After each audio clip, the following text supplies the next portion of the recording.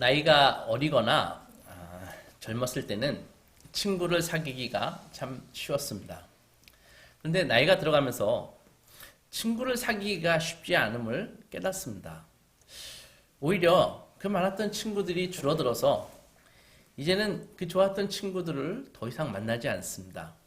그리고 이제 오직 믿음의 친구들만이 남았습니다. 초등학교, 중학교 때, 고등학교 때, 대학 때 그렇게 친했던 친구들이 많이 있었습니다. 같이 놀고, 같이 먹고, 같이 공부하고, 같이 숙제하고, 잠을 같이 자고, 개똥 철학을 밤새도록 이야기하면서 그렇게 시간을 보냈었습니다. 근데 그런 친구들을 더 이상 만나지 않습니다. 왜 그럴까 생각해 보면 그들은 나와 다른 복음을 갖고 있기 때문입니다. 그들은 세상의 복음을 갖고 있습니다. 친구들 중에 몇 명은 교회에서 만났지만 당시 걔네들이 교회에 출석한 이유는 전쟁이 끝나고 개발도상기에 있던 그런 한국 사회에서 그래도 그 궁핍하고 어려울 험악할 때 교회가 분위기가 그 당시 좋았거든요. 그래서 걔네들이 교회에 나왔던 것 같습니다. 결국 예수께서 전해주신 복음이 없는 분들은 예수 안에 계속 머물지 못했습니다. 시간이 흐르면서 그들은 다른 복음을 받아들였고 그렇게 세상으로 가버렸습니다. 하나님을 찬양하고 하나님의 말씀을 듣고 하나님께 예배하고 하나님께 헌금을 드리면 참 저는 기쁜데 그들은 그렇지 않은가 봅니다. 이해할 수 없었지만 그렇다고 마음이 좋지는 않았습니다. 아마도 오늘 읽은 성경 내용이 신약 성경에서 가장 강력한 표현이 아닐까 그런 생각이 듭니다. 저주를 받을 것이다. 쉽게 우리가 쓰는 그런 말은 아니죠. 사랑의 편지를 쓰는 것으로 유명한 사도 바울이 주로 사도 바울이 다른 교회 다른 서신자에 보면 이렇게 시작하거든요. 너희로 인해서 내가 기뻐하고 하나님께 참 감사한다. 이렇게 시작하는 다른 서신들과는 달리 이 갈라디아 교회에 쓴 오늘 서신서는 니들 정말 이상하다. 어떻게 다른 하나님을 떠나서 다른 복음을 따르다니 저주가 있을지어다. 이렇게 막 격앙돼가지고 편지를 시작하고 있습니다. 사도는 오늘 읽은 이 성경에서 갈라디아 교인들을 향해서 교인들이라는 사람들이 말이야 그렇게 변덕스러울 수 있는가? 주님을 배반하고 이렇게 쉽게 다른 복음으로 돌아갈 수 있니?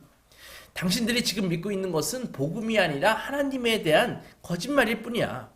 내가 다시 말하지만 하늘에서 온 천사라도 원래 우리가 전했던 것이 아닌 다른 복음을 전한다면 저주가 있을 것이다. 또한 전하는 자가 아무리 명성이 있고 세상적으로 뛰어난 사람이다 할지라도 여러분이 받았던 복음 외에 다른 것을 전한다면 그는 저주를 받을 것이다. 나는 사람들이 듣기 좋아하는 말을 하며 사람들의 기쁨을 추구하지 않는다. 내가 지금까지 사람들의 기쁨과 인정을 추구했다면 나는 하나님의 종이 아니다. 형제들이여, 내가 전한 복음은 사람의 뜻을 따라 난 것이 아니고 사람에게 배운 것도 아니고 오직 예수 그리스도의 계시로 말미암은 것이다. 이것이 오늘 우리가 읽은 성경의 내용입니다. 바울이 보면 단순히 화가 난 것이 아니라 아주 갈라디아 교회에 대해서 아주 경로했습니다. 많은 교인들이 복음이 아닌 하나님에 대한 거짓말에 불과한 것을 받아들이고 의지하고 있었기 때문입니다. 갈라디아 교회에 이단들이 몰래 들어와가지고 가만히 들어와서요. 다른 복음을 전했고 그 상당수가 그 이단의 복음을 받아들였습니다.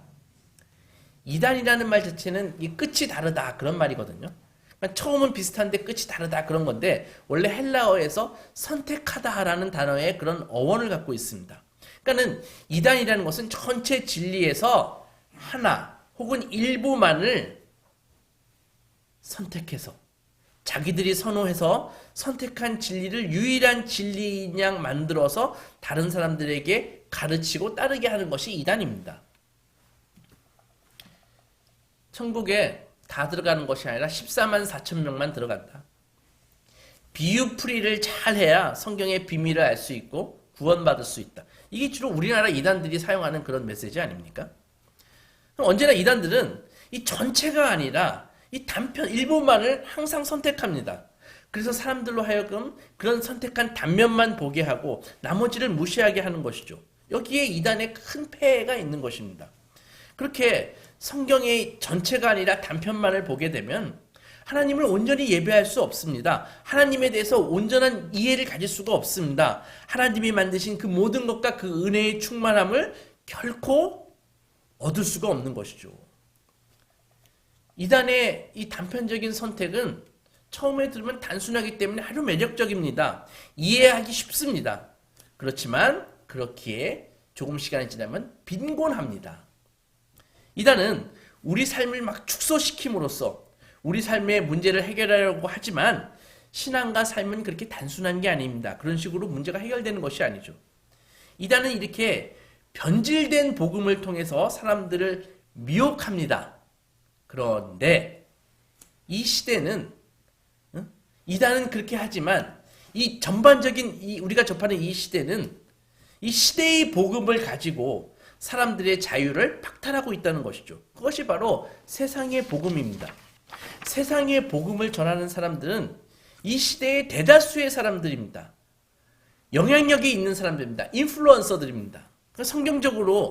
성경적으로 문맹인 이 시대에는, 우리 시대에는 다수의 그 추종자를 갖고 있는 이 인플루언서들이, 영향력이 있는 사람들이 미소를 띠고 그럴듯해 보이는 그런 논리를 가지고 말을 하면 다 받아들인다는 것이죠. 하지만 그들은 하나님이 없다라고 얘기하거나 하나님에 대해서 거짓말을 합니다. 말씀에 무관심하고 무지한 사람들은 세상적으로 쟁쟁한 영향력 있는 그들이 전하는 세상의 복음을 그냥 받아들입니다.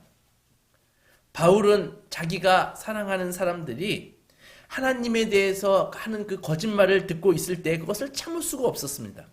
하나님에 대한 거짓말을 하는 사람들은 삶을 축소시키고 죄책감의 감옥에 막 가둬버리고 염려와 두려움으로 사람들을 무력하게 할 것을 알았기 때문에 바울은 참을 수가 없었습니다. 그래서 사도는 다른 복음, 즉 하나님에 대한 거짓말을 전해서 갈라디아 교인들이 누리고 있었던 그 자유로운 삶을 망치게 한 사람들에게 저주를 내립니다.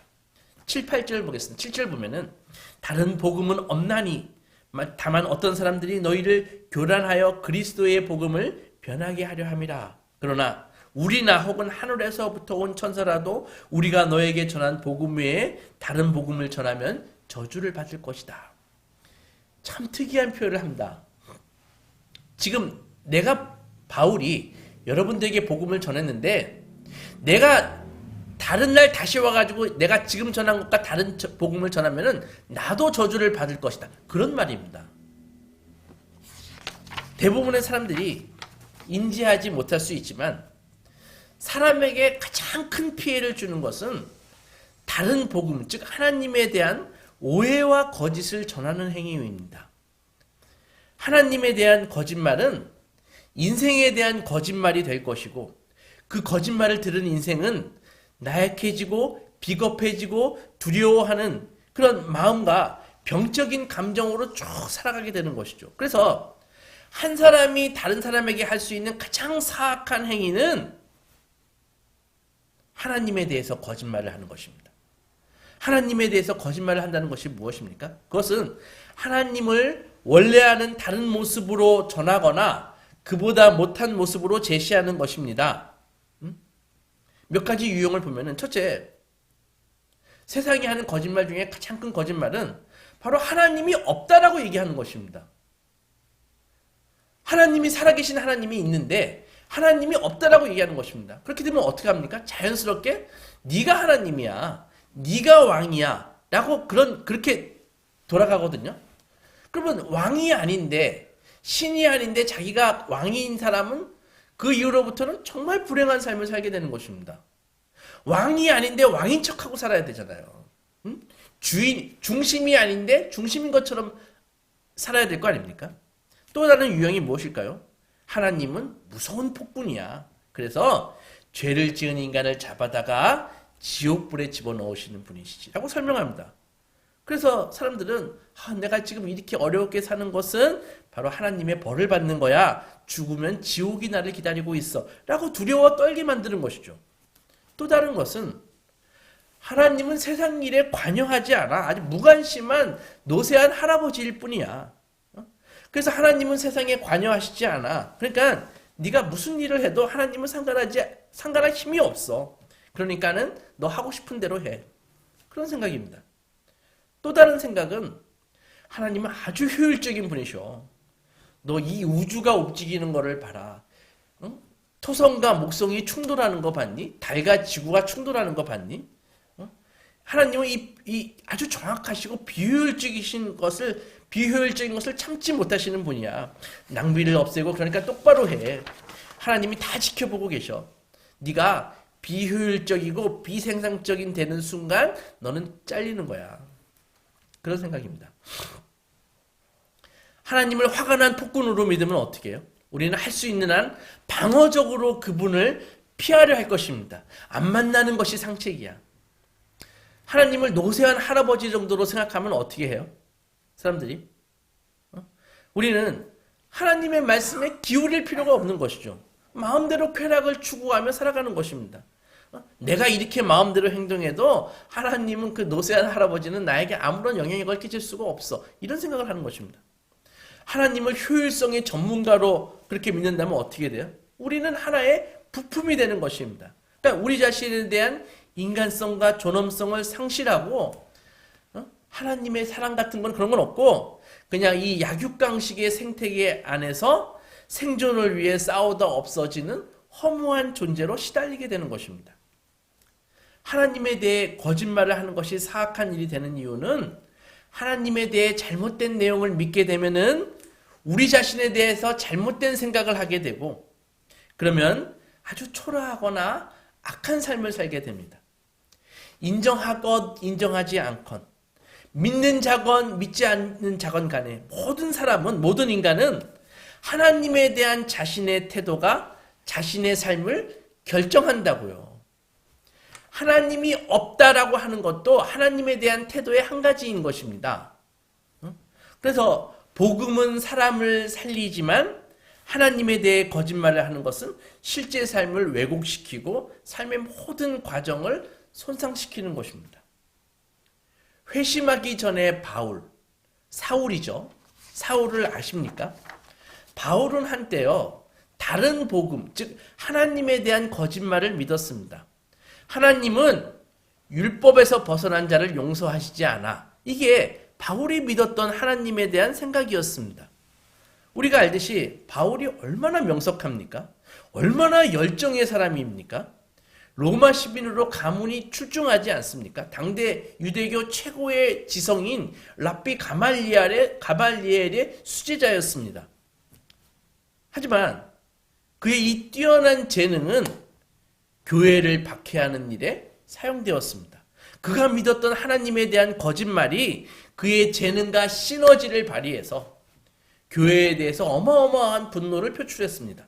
바울은 이제 사람 몇 명 죽이고 감옥에 쳐넣는 것은 아무것도 아닌 그런 사람이 되었습니다.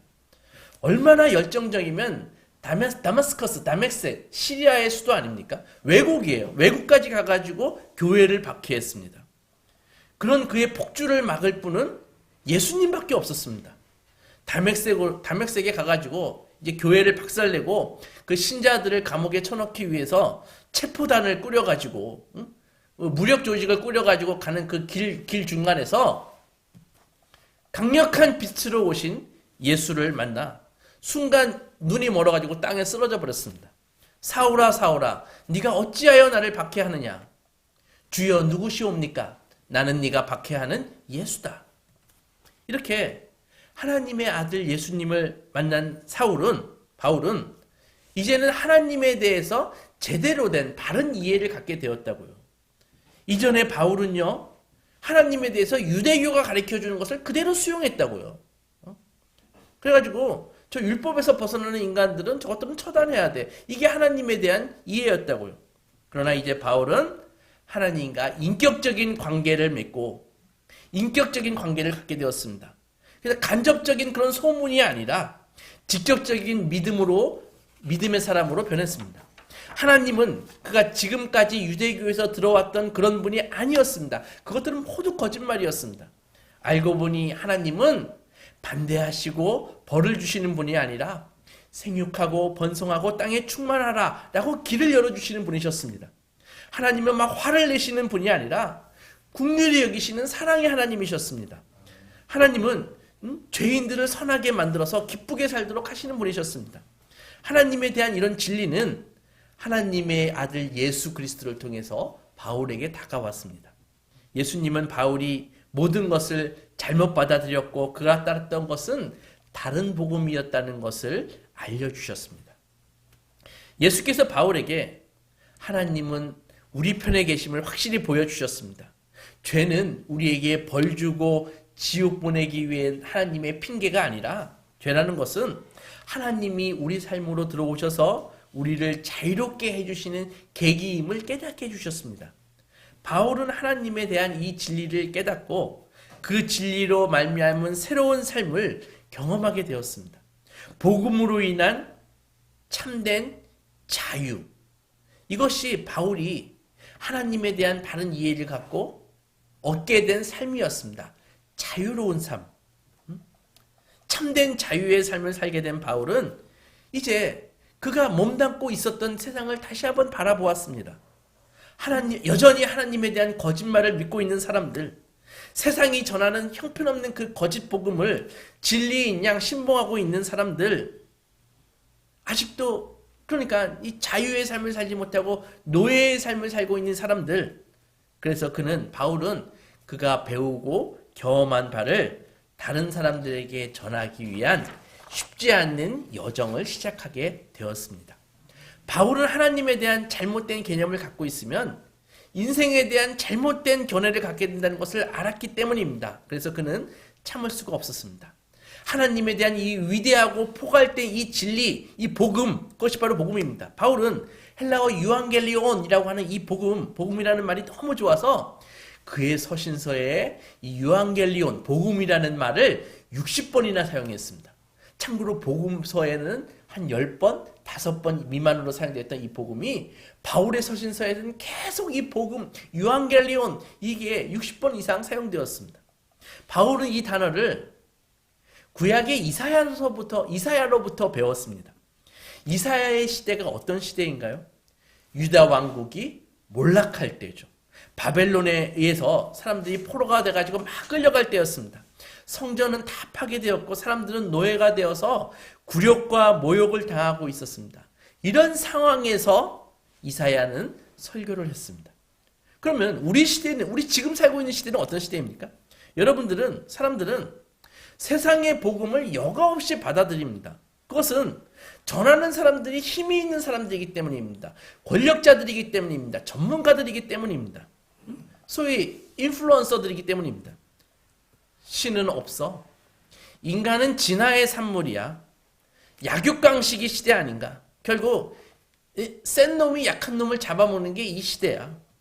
그래서 이 세상의 복음을 받아들이면 자신의 그 힘과 자원을 가지고 이 약육강식이라는 이 세상에 그 생태계 안으로 들어가는 것입니다. 거기서 세상의 논리와 견해에 동의하면서 자기의 노력을 막 갈아놓고 사는 것이죠. 이렇게 살면은 시간이 갈수록 인간성이 파괴되고 한때 있었던 자기의 그 경쟁력이 더 힘이 센, 더 경쟁력이 있는 존재에게 짓밟히게 되면은 그때 어떻게 돼요? 좌절하고 절망하는 것입니다. 그래서 이거는 끝이 정해져 있는 싸움이라는 것이죠. 끝은 좌절과 실패와 죽음입니다. 이건 복음도 아닙니다. 복음은 삶의 방향을 제시하고 대안을 제시하고 소망을 주고 기쁨을 주고 무지를 깨닫게 해줘야 되는데, 그러나 세상에 이 거짓 복음은 시간이 가서 늙어갈수록 벌어지는 본인의 참담한 상황을 중계하고만 있다는 것이죠. 시간이 갈수록 믿지 않는 친구들을 만나보십시오. 그들의 입에는 환경과 삶에 대한 불평과 불만, 그리고 어디 아프다는 소리 외에는 하는 게 없습니다. 세상의 복음의 핵심은 탐욕과 두려움입니다. 이 탐욕과 두려움 이 사이를 왔다 갔다 하면서 결국은 천천히 절망의 늪으로 빠져드는 것이 이 세상의 논리고 복음이라는 것이죠. 이게 뭐가 복음입니까? 잊지 마십시오. 교회에 있다 해도 만약에 탐욕과 두려움 속에 있다면 그것은 아직 복음이 내 속에서 작동하고 있지 않다는 것입니다. 하나님의 나라는 말에 있지 않고 능력에 있는 것입니다. 하나님의 나라는 의와 희락과 화평입니다. 언제나 내 안에 지금 복음이 지금 작동하고 있는지 워킹하고 있는지 살펴야 할 것입니다. 복음이라면 소망을 갖게 해야 되는 건 아닙니까? 기쁨과 감사가 흘러넘쳐야 되는 거 아닙니까? 생활에 매몰된 두려움도 없고 오히려 환난 때에 주님의 은총이 기다려져야 되는 거 아닙니까? 복음의 사람은 내가 지금 어렵지만 이 고난을 나의 고난을 하나님께서는 어떻게 다루어 주실까를 기대하는 마음으로 소망을 갖는 것이라고요. 그게 믿는 자라고요. 고난 앞에 무릎 꿇고 좌절하는 것이 아니라 지금 삶도 기쁘지만 죽음 이후에 있을 예수님과의 그 만남과 삶이 그 예수님과의 결혼식이 오히려 가슴 뛰게 기다려져야 되는 것 아닙니까? 그런데 바벨론에 의해 압도나가고 고통하고 있는 이 유다에게 이사야가 설교할 때 변화가 일어났습니다.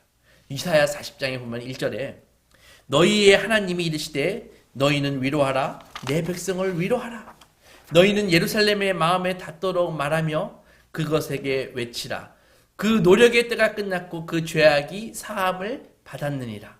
아름다운 소식을 9절 아름다운 소식을 전하는 자여 너는 힘써 소리를 높이라 두려워하지 말고 소리를 높여 유다의 성읍들에게 이르기를 너희의 하나님을 보라 하라. 10절 보라 주 여호와께서 장차 강한 자로 임하실 것이요 친히 그의 팔로 다스릴 것이라 보라 상급이 그에게 있고 보응이 앞에 있으리로다.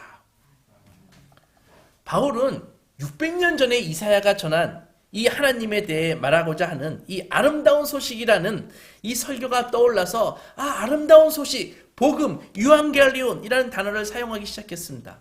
이 복음은 단순히 좋은 소식이 아니었습니다. 연봉이 올랐다는 소식이 아닙니다. 학교에서 시험을 잘 봤다는 좋은 그런 소식이 아닙니다. 내가 지지하는 정당이 선거에서 이겼다는 그런 소식이 아닙니다. 복음은 하나님이 이처럼 우리를 사랑하셔서 당신의 아들을 세상에 보내셔서 우리가 구원받을 수 있는 길을 열어주셨다고 하는 것이 복음입니다. 그래서 누구든지 하나님의 아들 예수 그리스도를 영접하기만 하면 즉 예수님을 믿기만 하면 하나님의 자녀가 된다는 소식이 복음입니다. 이 하나님의 사랑과 그분이 주시는 구원이 모든 것의 중심에 있고 이 중심으로부터 말미암아 모든 삶이 가능한 것입니다. 그러니까 이 복음이 중심에 있는 이 사람 이것으로부터 모든 것이 뻗어나가는 것이 바로 그리스도인의 삶이라는 것이죠. 이것이 하나님에 대한 좋은 소식입니다. 나쁜 소식이 무엇일까요? 우리가 맨날 세상에서 듣는 소식이 나쁜 소식입니다. 러시아가 우크라이나를 침범해서 지금 2년 동안 전쟁하고 있다는 소리.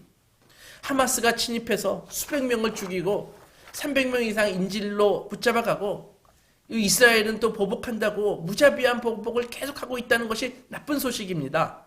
우리나라 경제가 어려워지고 경제적으로 어려운 분들이 전세 사기를 당하고 있다는 것이 나쁜 소식입니다. 정치권이 국민을 위한 정치를 하지 않고 진영 논리와 선거 승리에만 몰두해서 필요한 법을 만드는 데지 않고 경쟁만 일삼고 정쟁만 일삼고 있다는 것이 나쁜 소식입니다. 사회적 약자가 소외돼 가지고 극단적인 선택을 했다는 것이 나쁜 소식입니다. 우리는 하루 종일 24시간 이런 나쁜 소식을 듣고 살고 있는 것이죠.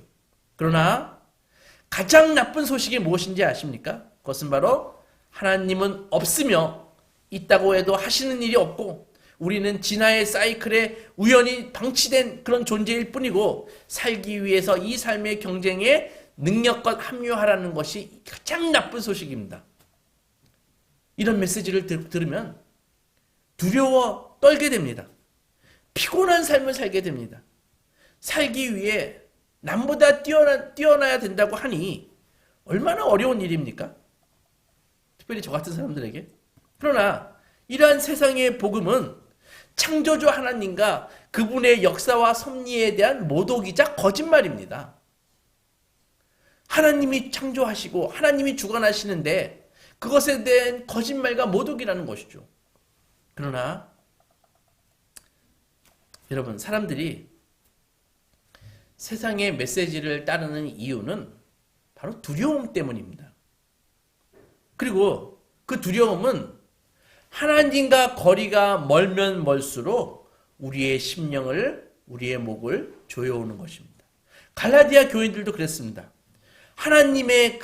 하나님에게서 멀어지니까 자연스럽게 세상 복음에 끌려가 버려가지고 굴복해 버렸습니다.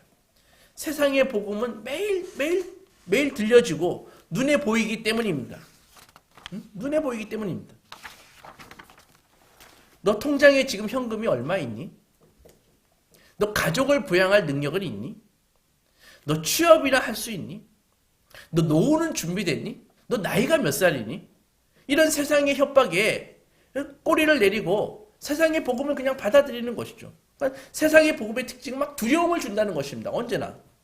이런 그들을 향해 사도는 그리스도의 은혜로 너희를 부르신 이를 이같이 속히 배신하고 다른 복음을 따르는 것을 정말 이상하게 생각한다. 그렇게 얘기하는 것입니다. 이런 세상에 예수께서는 뭐라고 말씀하셨습니까? 하나님의 나라가 가까이 왔으니 두려워하지 말고 복음을 믿으라. 주의 성령이 내게 임하셨으니 이는 가난한 자에게 복음을 전하게 하시려고 내게 그림을 부으사 포로된 자에게 자유를, 눈먼 자에게 다시 보게 함을 전파하며 눌린 자를 자유롭게 하고 주의 은혜의 해를 선포하게 하심이라. 너희는 무엇을 먹을까 무엇을 입을까 염려하지 말라. 공중에 나는 새를 보라. 들에 핀 백합화를 보라. 천부께서 이들을 먹이시거늘 하물며 너희일까 보냐. 너희는 먼저 그의 나라와 그의 의를 구하라. 그리하면 이 모든 것을 너희에게 더하시리라. 예나 지금이나 소수의 사람들이 이 예수의 복음을 믿고 반응했습니다. 그래서 그 소수의 사람들만이 하늘에서 공급되는 그 하늘 자원의 그 풍성함이 무엇인지 경험하고 누리고 살고 있는 것이죠. 사랑하는 소망교회 성도 여러분, 오늘 사도가 하늘에서 온 천사라도 내가 전한 복음 외에 다른 것을 전하면은 저주를 받을 것이다 라고 이야기했습니다. 오해하지 마십시오. 하나님께서 복음을 거부한 사람들에게 하늘에서 불이나 벼락 같은 것을 내려가지고 그렇게 벌을 주시는 것이 아니라 복음 안에 있지 않는 것, 복음 없이 사는 것 자체가 저주입니다. 복음이 없는 인생들의 삶은 아까도 말씀드렸듯이 공포와 두려움 그리고 탐욕으로 점철된 그런 무지의 삶을 살 수밖에 없습니다. 소망이 없어 죽음의 공포에 쌓여서 죽음의 공포를 애써서 죽기 직전까지 외면하다가 마지막 순간에 절망과 함께 숨을 거두는 것이 저주가 아니고 무엇이겠습니까? 그것은 자유가 없는 노예의 삶이죠. 예수께서 등불을 말 아래 두지 말고 등경이에 높이 쳐들라고 말씀하셨습니다. 복음이 없는 사람들은 강한 사람들이 아니라 사실 지극히 약한 분들입니다. 그들은 예수 그리스도의 복음이 빛이 필요한 분들입니다. 우리에게 그렇게 좋으면 너나 믿어라 라고 큰 소리 치지만 사실은 세상이 전하는 가짜 복음에 치여서 오늘도 스트레스와 절망의 삶을 살고 있는 것입니다. 사랑하는 여러분, 그들에게 복음을 성령의 열매로 포장하셔서 선물하십시오. 선입견이 있어서 복음만 주면은 거부할 수 있지만 성령의 열매로 포장된 복음은 기쁘게 받을 것입니다. 이것이 성령의 열매를 금지할 법이 없다라는 것의 의미입니다. 아무쪼록 우리 주위에 복음이 없어 지금도 공포와 탐욕을 왔다 갔다 하며 살고 있는 그런 분들을 불쌍히 여기고 진리의 빛으로 인도하는 소망의 자녀들이 되시기 주님의 이름으로 축원합니다. 아멘.